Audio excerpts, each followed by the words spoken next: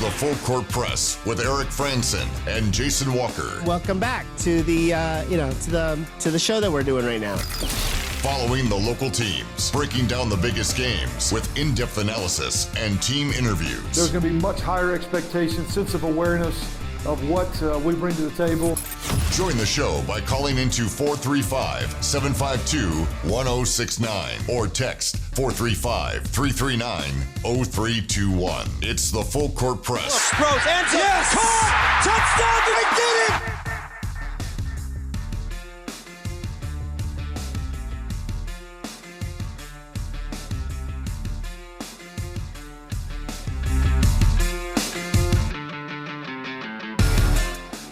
Welcome on back to the Full Court Press. Eric Frandsen and Jason Walker. Hour number 2, 5 o'clock hour here with you on 106.9 FM, 1390 AM. Streaming on 1069thefan.com and on the 1069 The Fan mobile app. Happy to have you along with us today on a Monday, recapping a lot of things that happened over the weekend. Big weekend for Utah State basketball. And we'll see what's going on with Utah State football this week as they are high into the mode for preparing for their bowl game. Famous Idaho Potato Bowl will be on Saturday. The football team heads to Boise tomorrow. There was some press availability earlier today that happened literally right before the show started today.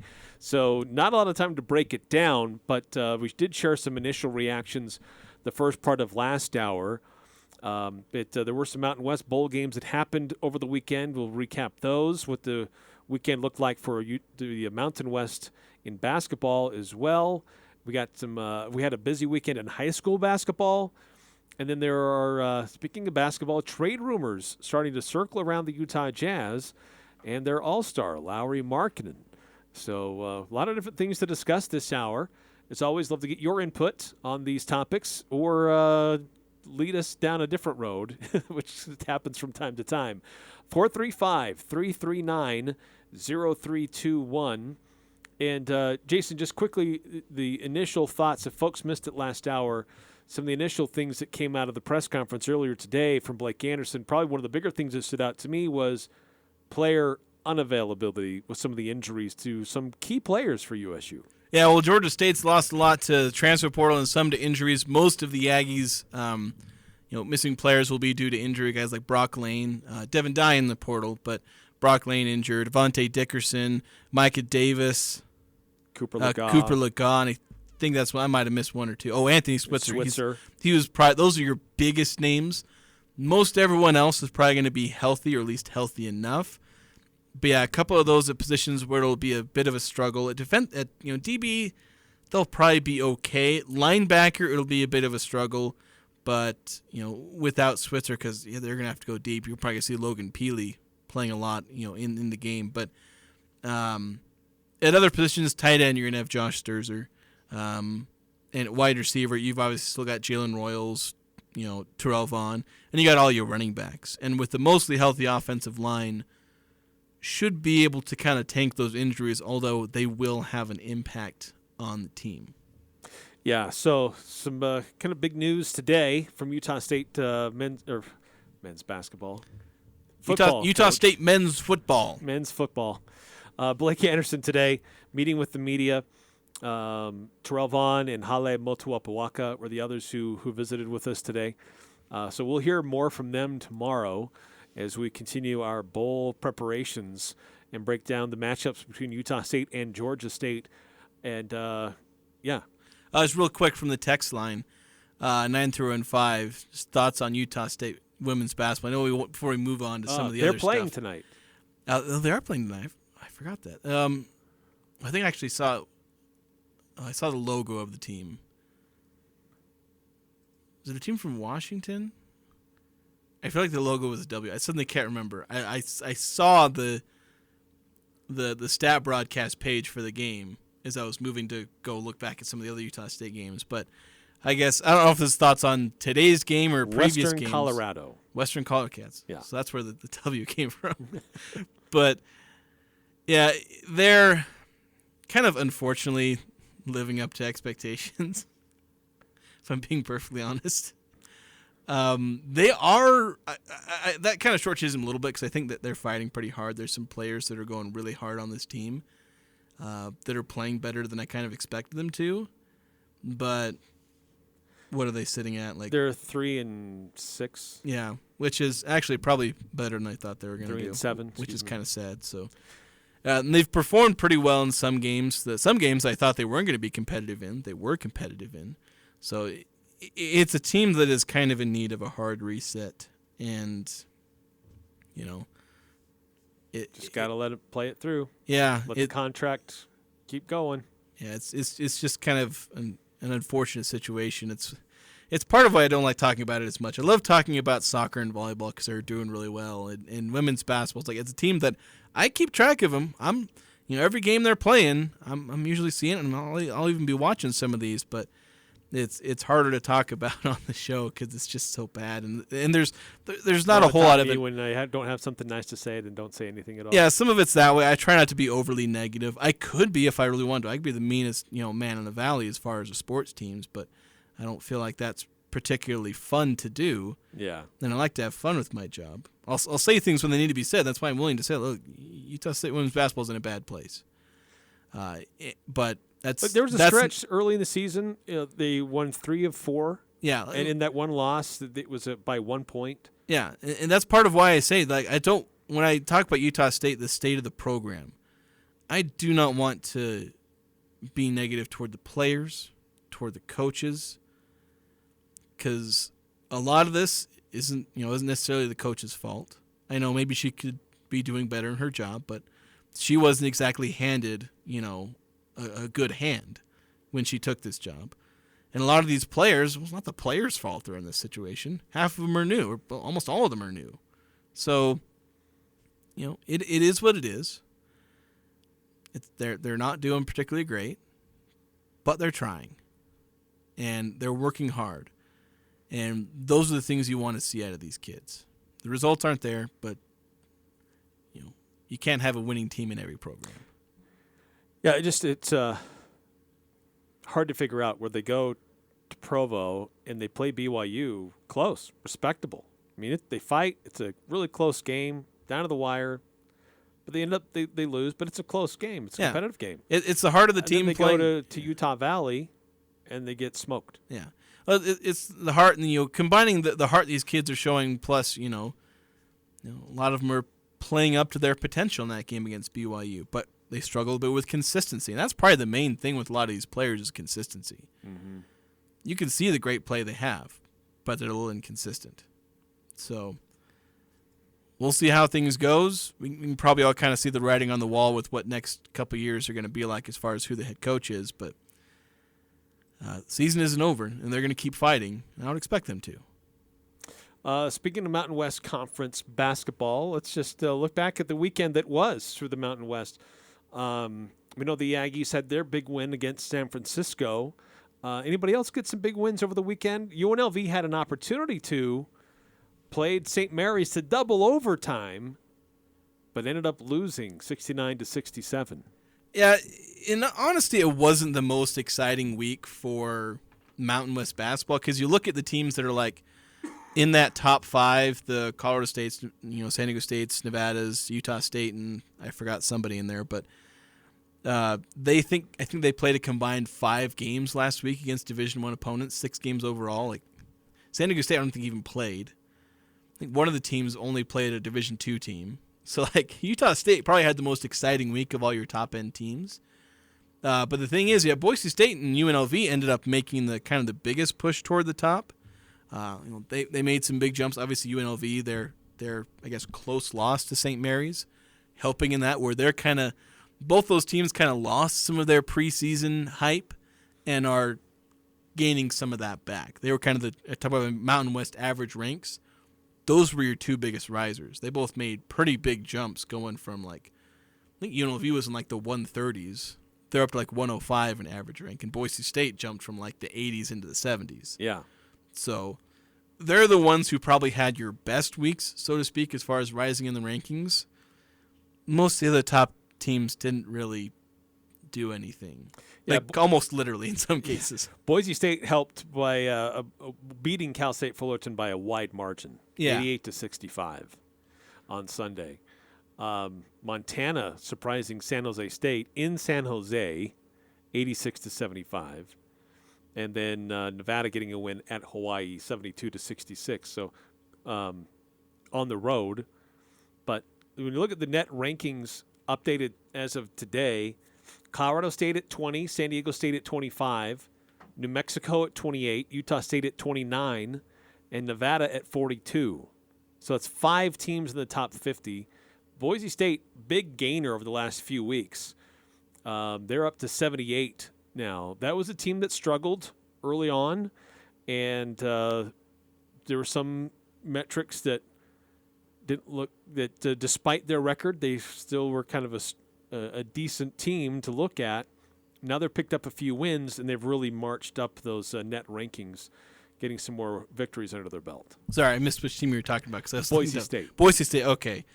Yeah, well, that's a team I know, a lot of people were getting to be down on them because of their losses, but I've said repeatedly, watch out for them. Yeah. They're going to be good. Then there's this wide gap, and then there's UNLV at 154. Yeah, it does kind of create a wide gap. But to be honest, the biggest gap really is you have your top 7. I think UNLV, UNLV is a really hard team to figure out because they have played some of the worst basketball in the Mountain West and some of the better basketball. Right, because they beat Creighton. Yeah, so and Creighton's having a heck of a time against the Mountain West anyway. Yeah. So, of course, they're still like top 15 team, I think, or at least top 25. They were top 8 when UNLV played them. Yeah, so it's weird what UNLV's doing. They might have the same problem with just consistency, and the Aggies might end up splitting with them almost in the way they split with, like, was it Boise State or Nevada, where they get blown out in one half and then blow them out, home and away. Well, I can't remember if Utah State plays UNLV twice this year, but yeah, it may just end up being that way for UNLV. But the thing is, if you assume UNLV will be competent most of the year, you have your top 7, and then it's just kind of everyone else. Yeah. Like you have a tier with Colorado State, Nevada, New Mexico. They're kind of in their tier. Then Colorado State, New Mexico, and San Diego State. May have said Nevada on accident. Nevada and Utah State in the next tier. Boise State, UNLV. And then just throw everyone else in the next tier because the Fresno State, San Jose States, Wyoming's, and Air Force. I think that rounds out the 11. But that's kind of where we're sitting. Is you basically have kind of 3 tiers out of the Mountain West. But UNLV and Boise State, with their rise, they're fighting to pretty much be in that same tier. And honestly, I would put Boise State already in the same tier as Utah State, Nevada. Utah State and Nevada, but that's just based off of my preseason analysis. Yeah. Wyoming, they lost to Weber State. And Weber State's a pretty good ball club this year. They're good. They started really hot, kind of slipped a little bit, and then they're rebounding a bit, and that win over Wyoming certainly helps there. Wyoming and Fresno State are not playing very well. No, they're not. I mean, they have winning records. Does Fresno State still have a winning record? I have to double check that. Wyoming does. Yeah, even if they do, they're just not super impressive, and it's why they're still pretty low. They're in like the 200s in some rankings. I think in the net they're both in the top 200. I can't remember. Wyoming is at 208 and Fresno State's 230. Okay, never mind. Take back what I just said. That's not even close. One of them's close to being in the top 200. The other is not. But still, when you look at the conference, there are some people who are giving the conference 5 NCAA tournament bids right now. So healthy conference and not doing too bad at the back end. Which further strengthens the opportunity for the Mountain West and Oregon State and Washington State to come together for basketball, not just in football. Yeah, it shows that, an Oregon State plus Washington State in the Mountain West makes it a good conference, better than it was. And the Mountain West has already been, and in basketball, it's a great conference. It is clearly, next best as far as, the Power 5, which, to be honest, it's going to jump up to being the 6th best conference because Pac-12 is going away. So it's going to be the 6th best conference in basketball. I don't know if it can really overtake any of those top 5s because there's dang good conferences in that top 5. But Oregon State and Washington State would help, propel the Mountain West in that direction. They'd be closer to those top 5 conferences than they would be to the 7th best conference, which I guess the West Coast, probably. Well, with BYU out of there, I don't know if you consider the West Coast still. Maybe. It's still good because you got, obviously Gonzaga in there, but you have St. Mary's. Talk about San Francisco playing well, Santa Clara. There's some decent teams in there. Loyola Marymount's been it's good at the top decent. end. The obviously the bottom half is what really holds it back. But maybe that convinces Gonzaga to jump over to the Mountain West. Then you got like a basketball super conference. Hey, there you go. Well, mid-major super conference. It'd be a mid-major superpower, which feels like a contradiction in terms. But you'd push toward maybe being like the 5th best conference, which again that's a big ask because there's some dang good conferences with all these others. But it like I said, you'd be closer to them than you would be to 7, 8, 9. So looking at the Mountain West standings, UNLV is the only team with a losing record at 4-5. San Jose is at 6-6. Everybody else has a winning record. Which is a good sign. Obviously, a lot of teams are playing not as good schedules, but it shows that even the bottom end of the Mountain West can still get wins against other conferences. It again shows where the Mountain West stands as a conference. But then obviously in conference play, a lot of those teams are going to struggle and they're going to lose their winning records. Let's see, to the Full Court Press text line 7854, Jason's comments just exemplified Aggie fans' feelings about women's basketball. He said how he follows the program right after he said he forgot they played tonight and didn't remember who they played against. Let's face it, the program's a mess. Sadly, when that happens, changes have to be made. It does call me out a little bit because it's weird that both can be true because, like, I did forget they played tonight, and I did forget who they played.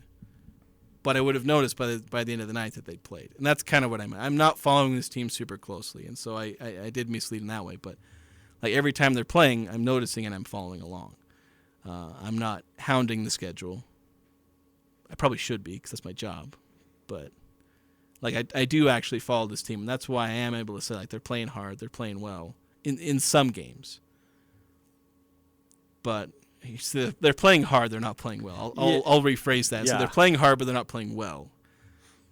But it is a program that can be, like I said, it's hard to follow or hard to talk about because they're not playing well. Yeah, it's wildly inconsistent from game to game, it appears.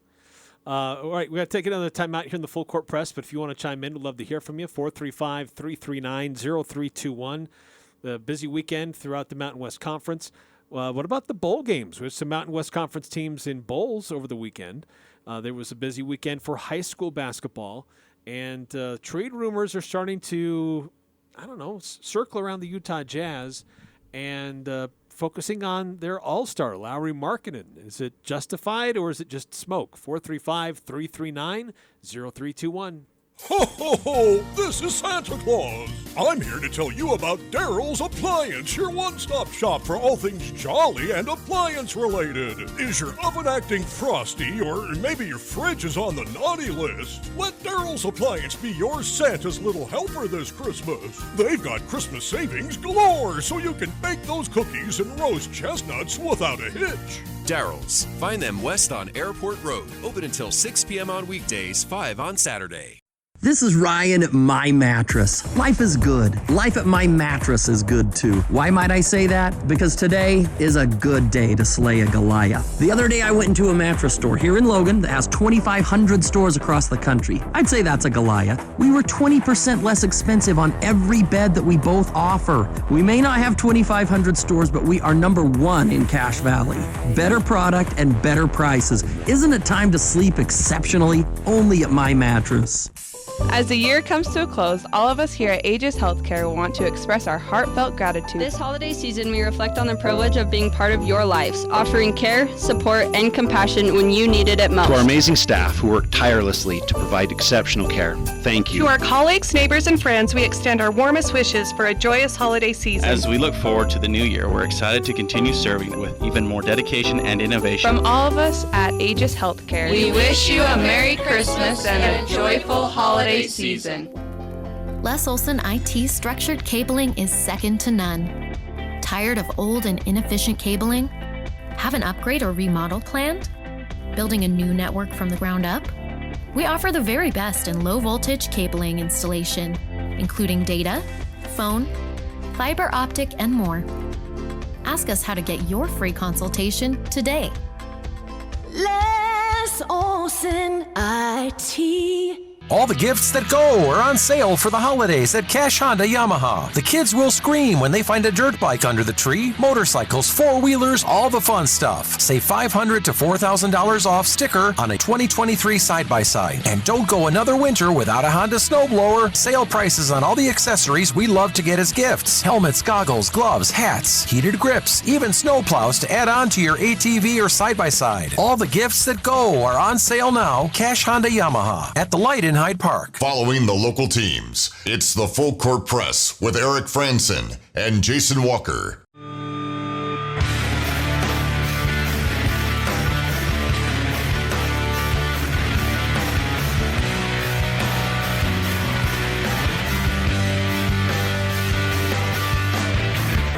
Welcome back to the Full Court Press. Eric Frandsen, Jason Walker. It was bowl season getting started in earnest on Saturday. It was a busy day. A lot of bowl games, and a couple of them involving some Mountain West schools. And there were some good bowls on Saturday, and there were a few snoozers. Yeah, and unfortunately, the ones that were snoozers were the ones that involved Mountain West teams. Because, like, you had, Florida A&M beating Howard 30-26, Jacksonville State, Louisiana going to overtime. Jacksonville State getting the 34-31 win. Appalachian State 13, Miami of Ohio 9. It's a low scoring, but some people might call that a snoozer, even though it's a one-possession game. But yeah, then Mountain West games, and they're both decided by multiple possessions. So one of which was decided by like 27 points. So yeah, the earlier one was Fresno State and New Mexico State in the Isleta, New Mexico Bowl. They're in Albuquerque. Okay, can I just explain this? There's another bowl that's sponsored by Avocados from Mexico. Why aren't they the ones sponsoring the New Mexico Bowl? The Avocados from Mexico, New Mexico Bowl?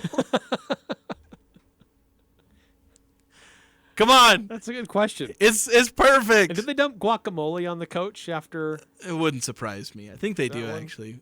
I'll be honest, like, it's kind of weird and quirky and sometimes fun as that can be. It's kind of dumb. Just dump Gatorade on them or Powerade if Powerade executives get mad that if they're mad that Powerade it's become a saying like it's the Gatorade bath. Just like I'm sure a lot of tissue companies are mad that everyone calls them Kleenexes. Yeah, that's right. No, but it was a good win for Fresno State. Michael Keene was great in the pocket for Fresno, throwing the ball around. They had a good defensive game plan against New Mexico State as well, made it really difficult for them to move the ball, and they dominated the field. Yeah, I think if I remember, we were talking about momentum in this game. Maybe I have to double check. Because if my memory serves, I feel like we were talking about maybe New Mexico State having more momentum and this being kind of their special season. Maybe Fresno State didn't quite have that, but clearly New Mexico State just came out here and said, yeah, we're the better team, and they showed it. Yeah. They were just better, 37-10. It's like, yeah, that's not a question. Fresno State was better, and I guess maybe that's the gap between Mountain West and Conference USA. I was about to say, I can never remember which conference New Mexico State's in. Partly because they were independent for a while, and I still think of them as independent. But I was like, oh, wait, they joined a conference. Which one again? Boise State, UCLA in the Starco Brands LA Bowl hosted by Gronk. That was way too long. It's a mouthful.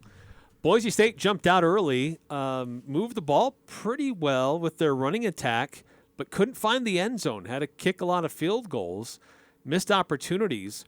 And then in the second half, UCLA has to change quarterbacks because of injury, and Garbers comes in and totally flips things around, and that team just starts firing, and UCLA runs away with it 35-22. That's just kind of the weird thing that can seem to happen in bowl games, or just sometimes any game where the backup quarterback comes in and all of a sudden, like, it's a completely different team. I've seen it a bunch of times at a bunch of different levels of football.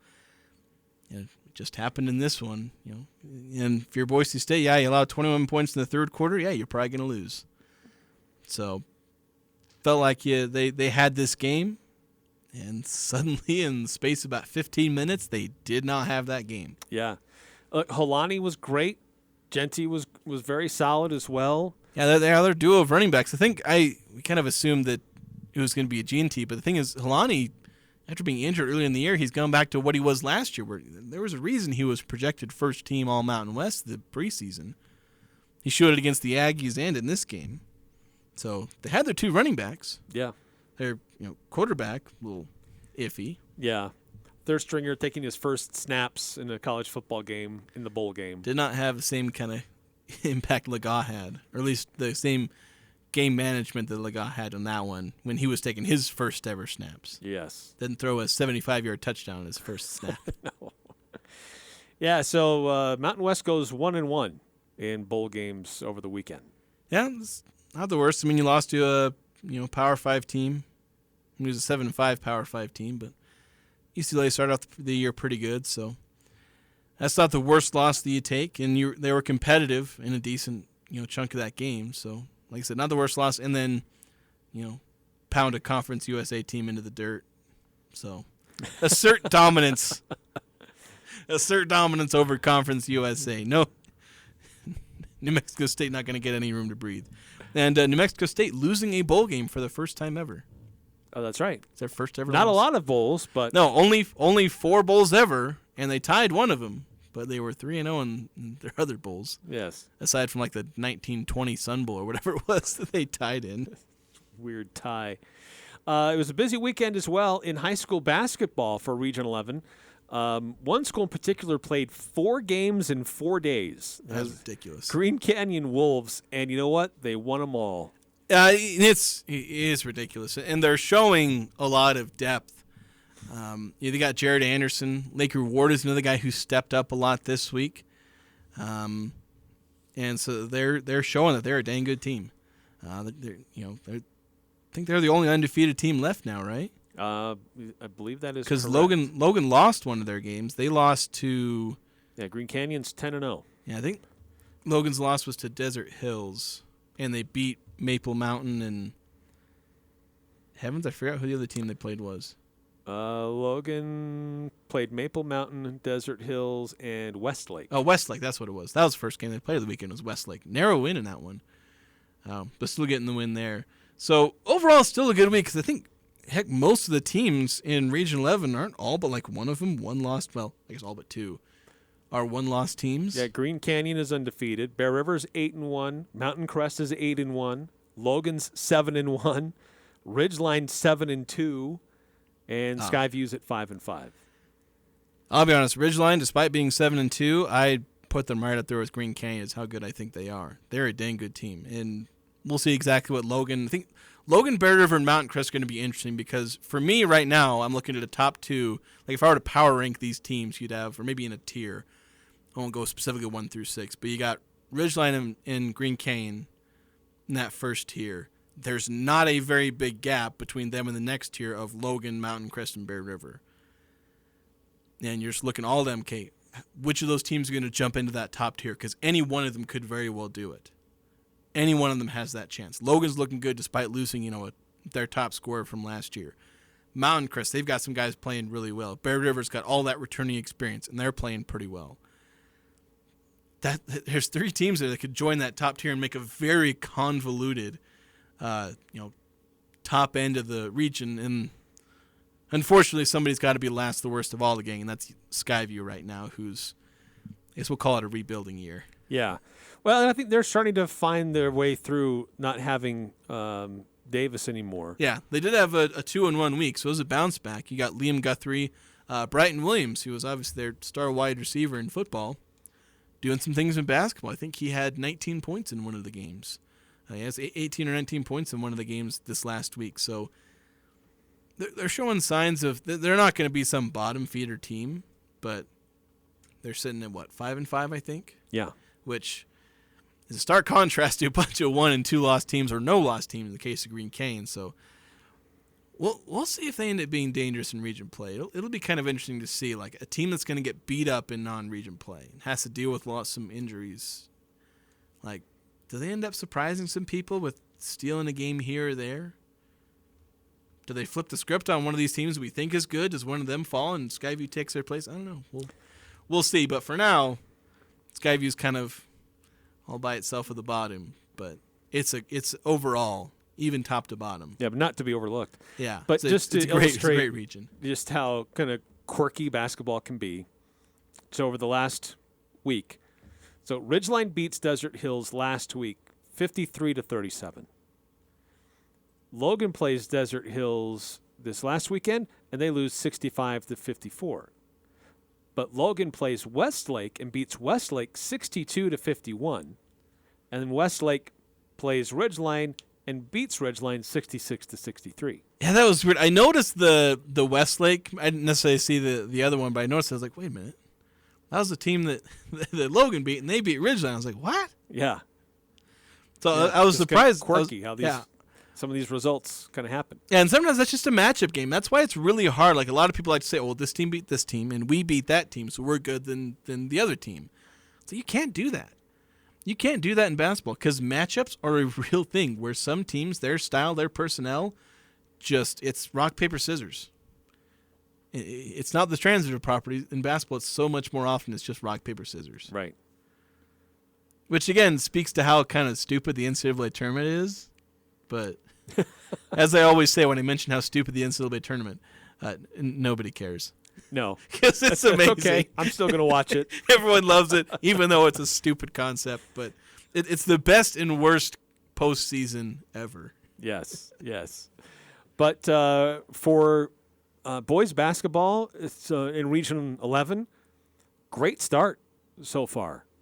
Even though Skyview had a devastating injury with their star player, it happened early in the season, and this team, like we've talked about before, Skyview is a program, and they've got not just a good team or a good player from time to time.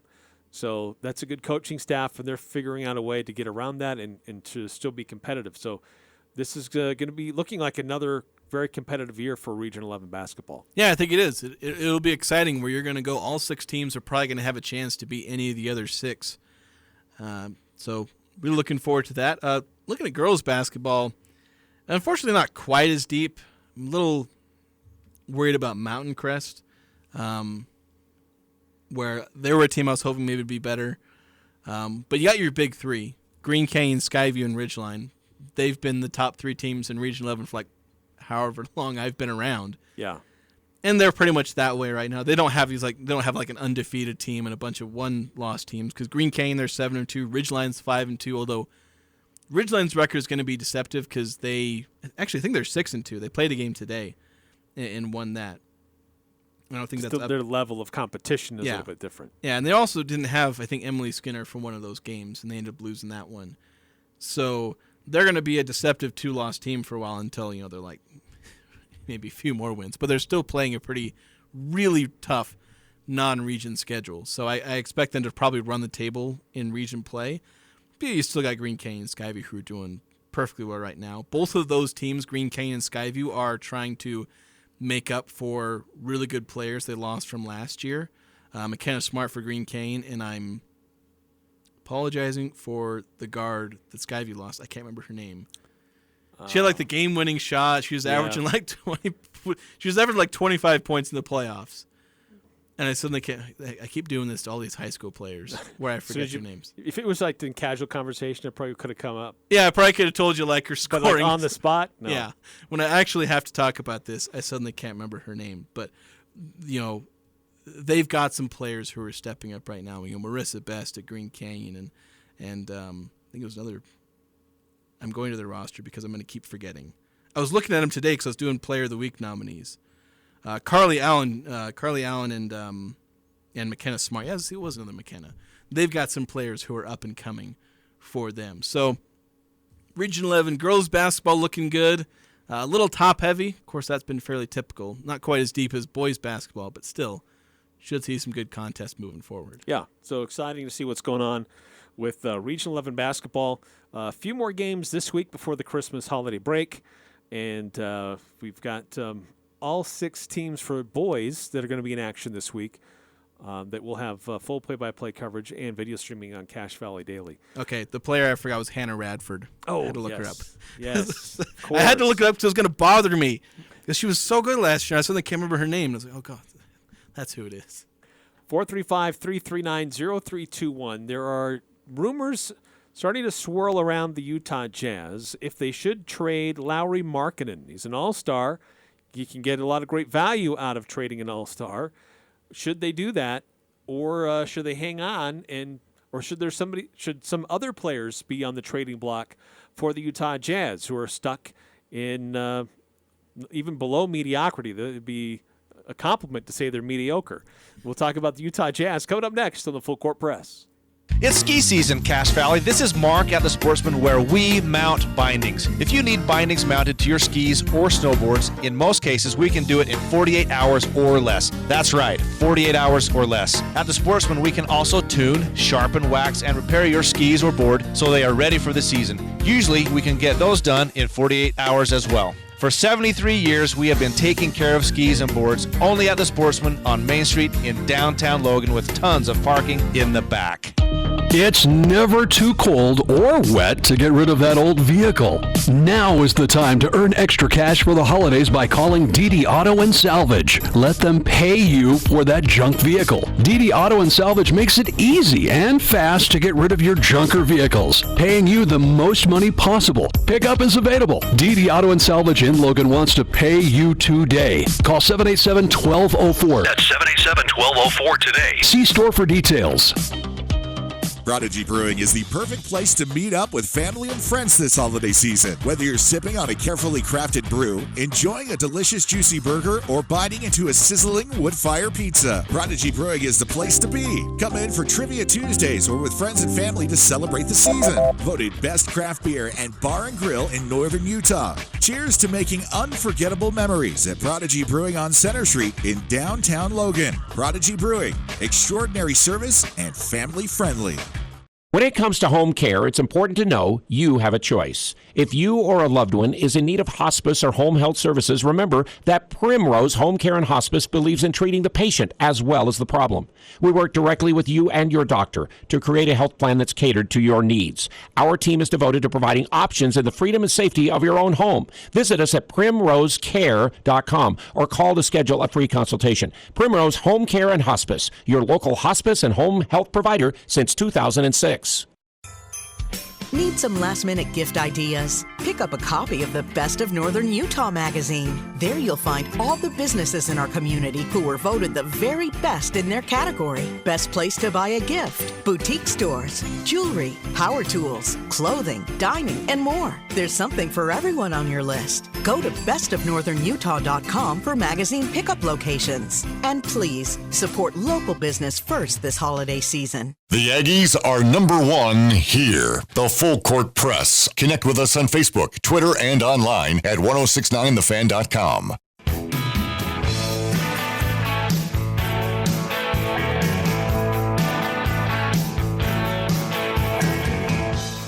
If you're looking for glasses with character, go check out Crystal Vision. They'll take care of your current prescription, fit a pair of glasses to your style. Go check them out, 14th North in Logan. That's Crystal Vision, 3-time gold medal winner and Best of Northern Utah. So there are some rumors swirling around the Utah Jazz. I don't know the legitimacy of these, but this is just people speaking out of turn just to create something. But it seems to be discussion around the Utah Jazz maybe trading Lauri Markkanen. And of course, last year he was an all-star. He was the NBA's most improved player. He was an exciting revelation for the Utah Jazz and for the NBA last year. Jazz have definitely not been playing well this year. They just can't win more than 2 games in a row. And it's been a struggle for the Jazz to stay healthy, to be competitive consistently. Should the Jazz trade away Lauri Markkanen or still hold on to him as part of a rebuilding building block for the franchise? I don't see a need to trade Lauri Markkanen, so I don't know that you should. If they did, I don't think that would be the worst thing they've ever done. It would upset a lot of people, and it would just put you in full tank mode. Especially because you look at the rumors of what they'd be asking for. They'd be asking for a haul similar to what they gave up or what they ended up with for Donovan Mitchell and Rudy Gobert.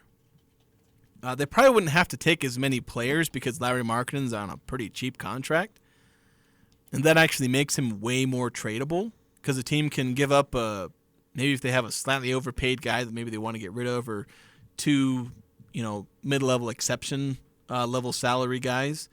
They could give those guys up and,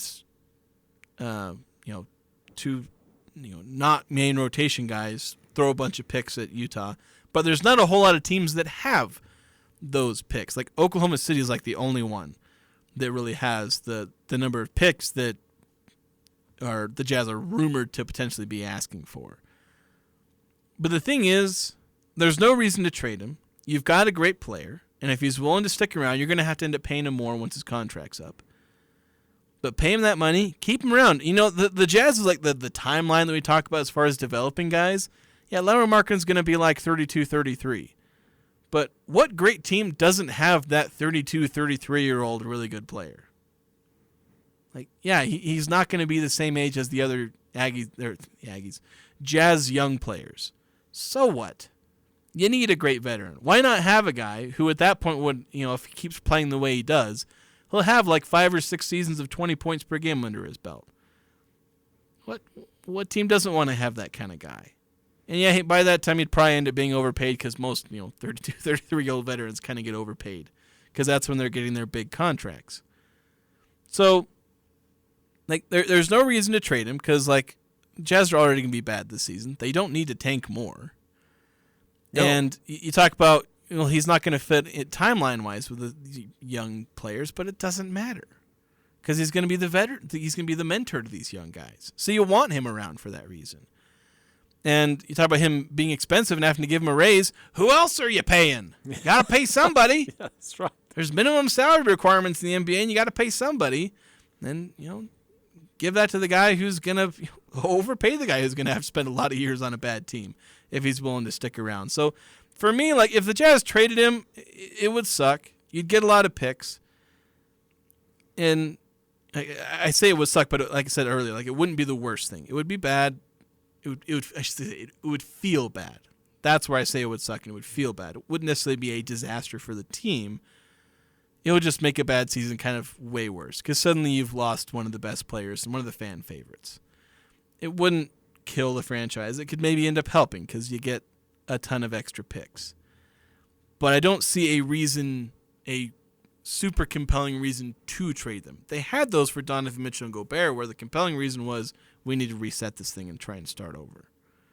So that was the motivation behind that. They felt they had to reset, and that was the motivation to trade those guys.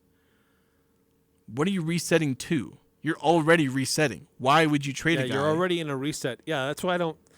If you're Justin Zanuck, if you're Danny Ainge, you shouldn't be actively shopping Lauri Markkanen. That would be a mistake. But if somebody's coming to you with a very sweetheart deal, you have to consider it. Are we going to get much worse with this deal? Yeah, if OKC wants to throw 5 picks and maybe a decent young player or two, not Josh Giddey, we're not taking him. But if they want to add to their, 7-footers, versatile 7-footers, throw him with Chet Holmgren and Shai Gilgeous-Alexander, and they throw 5 picks and a couple young prospects of the Jazz to do it, I guess, although even then I'd be like, but why? He's not that old. Yeah, and you've got young players already. You've got more. You've got multiple future draft picks already still on the calendar. So, I just don't see the value in doing that. If you're going to trade somebody, don't trade Lauri Markkanen. I mean, he's the most tradable asset. But if you're looking to make a move, don't have that guy move. Yeah, really, the guys you'd want to trade, unfortunately, are the guys who don't really have any trade value at this point. Guys like Taylor Horton-Tucker, Colin Sexton, Jordan Clarkson. Clarkson probably has more than those other two guys, but you get a second-round pick for him. But right, that's what you would get. It's not. It's either of any of those guys. Anyone else outside of Lauri Markkanen, it's marginal what real significant return value, at least immediate return value, you're going to get. Yeah, and so for me, don't expect the Jazz to make any significant trades. They might trade somebody. They might trade for somebody. But I do not expect them to make any significant trades because the guys they have aren't worth anything aside from Lauri Markkanen, the guy they're probably not going to trade. They're not going to trade Keontae George. They're probably not going to trade Hendricks or Sensabaugh. So who are they trading? Well, it's a bunch of guys who can, at best, yield a decent second-round pick. You're not getting a first-round pick for anybody or any combination of players. So if you want to do addition by subtraction by trading a guy for a second-round pick, I guess, but you might as well just keep him on the team at that point. Yeah, at that point, just keep him, develop what you've got, keep working him. Yeah, so I just don't really see a trade out there that makes sense for the Jazz unless they want to try and use some of their picks and maybe they find some guy who's available. Maybe not a big acquisition, but maybe somebody else is trying to sell a young prospect. And, maybe a guy you can try and rehabilitate. Ideally a wing because you need those, so please get them. Yeah, that's the problem with this team right now is they can't play defense. Yeah, somebody who can play defense or maybe another playmaker, something like that. But, yeah, the Markkanen rumors are just rumors. Okay, we're open to it, but only if you give us a ton of assets, which... If you're going to give us a Rudy Gobert package, then we'll consider that. Yeah, they'll consider it. But I just don't see any trades for the Jazz in the future, at least major trades. The odds of them making at least one deal are somewhat likely. But anything that we'll write home about, that we'll spend more than 30 seconds talking on this show about, we'll say 5 minutes, because any trade's worth at least 5 minutes. But we're not going to spend an entire hour on the show talking about any of the trades they make, because I don't see them trading Markkanen, and there's not a market for anyone else. Right. 435-339-0321. Do you think they should be considering it? I mean, should they be shopping Lauri Markkanen? What's the value in that? Or just keep working with what they have? Coming up on the other side, we'll also get into our Pick 6 results. How did we do in trying to predict the weekend? We'll see if it's going to come down to the wire again, or is it going to be a runaway? 435-339-0321. The New Year's Eve celebration at the Riverwoods Conference Center is looking to be bigger and better than ever. Don't wait to reserve the biggest night of the year with a delicious New Year's Eve buffet. Appetizers, soups and salads, garlic rosemary prime rib, brown sugar Dijon pork loin, blackened salmon, braised short ribs, and more. And the dessert bar, endless decadent choices including cheesecake swirl brownies, turtle cheesecake, chocolate-covered strawberries, and there's more. You don't want to miss New Year's Eve at the Riverwoods. Reserve today, 750-5151, 750-5151. Happy holidays from the entire team at Adams Wealth Advisors. As we celebrate the joy of this season, it's also time to plan for a financially sound future. Wondering about tax strategies or required investment distributions? Adams Wealth Advisors has the answers. The Adams Wealth team is here to guide you through any complexities and ensure a prosperous new year. Happy holidays from Adams Wealth Advisors, where achieving your financial goals is their mission. Call today to schedule an appointment, 752-1702, or search Adams Wealth Advisors online. Happy holidays from Birch Creek Golf Course. For your golfer this Christmas, I invite you to visit birchcreekgolf.com. Birch Creek's online store offers punch passes that are on sale at the spring sale price, as well as driving range passes and discounted golf lessons from our PGA teaching staff. So for your golfer this Christmas, I invite you to visit birchcreekgolf.com and enjoy Birch Creek's virtual online store. And happy holidays from your friends at Birch Creek. It's ski season, Cache Valley, which means season ski rentals. This is Mark at the Sportsman, where we have over 20 years of season ski rental experience. We rent to kids and adults. Come in to get season ski rentals for your entire family. Starting at $69.99, you will get the right gear for your kids to ski this year at the Sportsman on Main Street in downtown Logan, with tons of parking in the back. Welcome, friend. Nice to see you again at the Sportsman. It's time to use your flex spending for 2023. As they say, use it or lose it. Crystal Vision, the 3-time gold medal winner and best of Northern Utah, has a great selection of frames with character. Take your current prescription in and let Crystal Vision fit you into a new look for the new year. Your glasses will feel like they were made for you. Crystal Vision on 14th North or online at crystalvision.com. How often should you change the filter on your furnace? A lot of people are surprised when they find out that most filters are only good for 60 to 90 days. Some cheaper filters won't even last that long. If you buy a good quality filter, you should still have it checked or replaced every year. Doing this will make sure your furnace runs more efficiently and keep the air that you breathe cleaner. For a free consultation, call the Duct Hunter, 770-4813. Interviews, analysis, and a little bit of fun mixed in. The Full Court Press on Sports Talk Radio, 106.9 FM, 1390 AM. The Fan.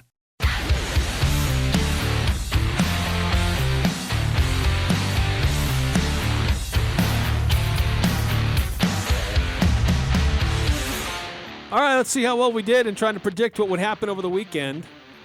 Pick 6. I have 3 lines. Jason had 3 lines. Let's see, who went first? I don't remember. I think I did. That's right. So your first line was combined points, USU versus San Francisco. Set the line at 141.5. I think we hit the under. I took the over. You took the under. Yeah, it was 107 combined. Very low scoring defensive game. Max Agbangpolo combined points plus rebounds. Line was set at 11.5. He had 2 points and 1 rebound. We both took the over. So we both missed on that one. Not as great in that one. Didn't play as many minutes, funnily enough. Well, he made his first start of the season. Yeah, that's true. Wins by Mountain West teams Saturday in bowl games. Line was set at 0.5. There were 2 teams in action. I took the under. You took the over. There was 1. There was 1. There we go. So right now you got 2. Correct. I'm still trying to get 1. Let's see. New Mexico State over Fresno State in one of those bowl games. Line was set at 3.5 for the New Mexico State Aggies. You took the over. I took the under. Fresno State ran away with that one. So yeah, they did. That's 1 for me. Colin Sexton points at Sacramento. Set the line at 18.5. You took the under. I took the over. He had 28. So I got that. So now I've got 2. You've got 2. All right. Comes down to this one. Ashton Genty rushing yards against UCLA. Set the line at 110.5. We both took the under. He had 85 yards.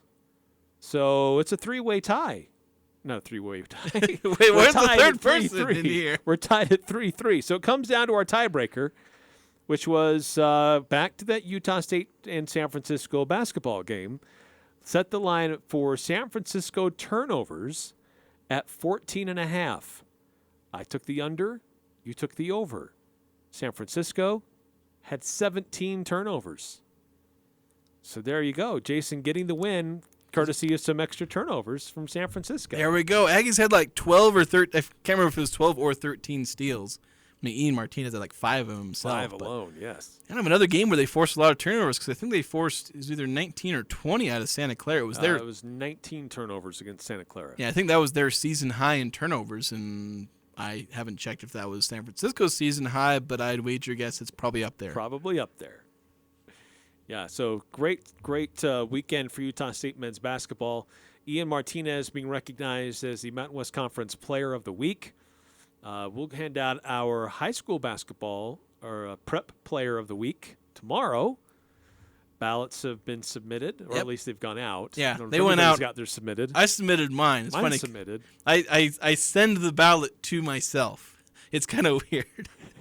So that's probably good quality control. Make sure it arrives and appears like it should. Yeah, it does. There have been a couple times where I send it to myself and I'm like, well, it's only happened once or twice where there was a mistake in there. So usually it's small mistakes, but it's usually because I clone last week's ballot and then I make all of the changes on the new clone, which can lead to minor, mistakes, kind of clerical error type stuff. Yes. Utah State women basketball taking on Western Colorado tonight. That's going to be, if you want to listen to it, it is going to be on a station just up the dial from us on the FM dial on 107.7 FM. And then the Utah State men's basketball team, they won't play until Friday. East Tennessee State will be in the Spectrum Friday night. And then on Saturday, Utah State football in Boise for the famous Idaho Potato Bowl. Yeah, big week. Obviously, we'll see how Utah State handles Western Colorado. I believe that's one of the teams that on their schedule should be winnable. Their last game was winnable, but they didn't end up performing particularly well. But we'll see what they can do tonight, try and get another win. Trying to get any momentum you can for conference play, because they got UNLV staring at them. I know. To start conference play. It's going to be rough because Mountain West is good in women's basketball. Yeah. They're pretty darn good. And unfortunately, it's a bad mix where Utah State's women's program's on a dip and the Mountain West as a conference is way up, doing great. So we'll see how that goes. Tomorrow we'll hear more from Coach Blake Anderson and some of the players as we continue to prepare for Utah State and Georgia State. We'll break down the matchups and hear what they have to say.